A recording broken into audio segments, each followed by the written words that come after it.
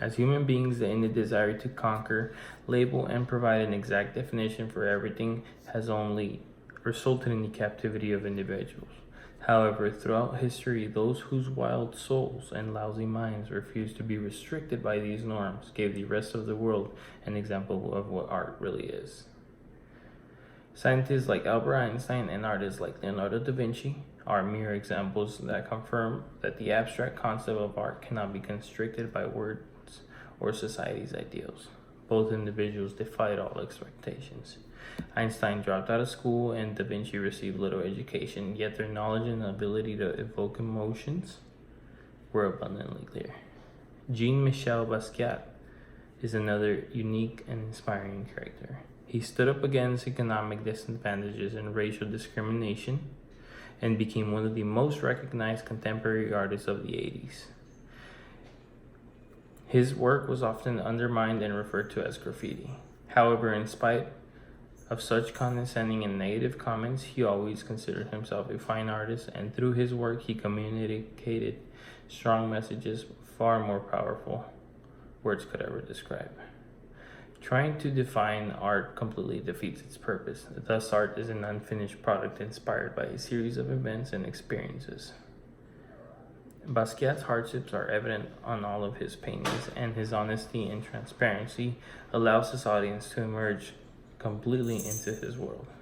Future Science versus the Man, made 1983, is an extraordinary example of Basquiat's complexity and ability to capture an audience without abiding to society's paradigm.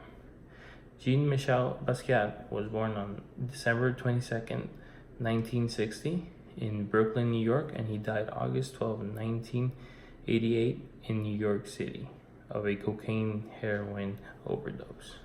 He led a complicated life, raised in the streets, but born a genius.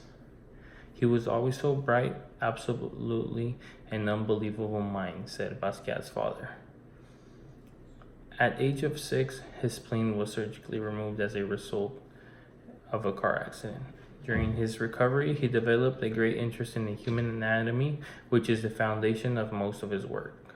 Consequently, at a young age of 15, he dropped out of high school and ran away, claiming that one day he would be famous. He had a mission to accomplish. He really wanted to be somebody, and he was hell-bent on getting there.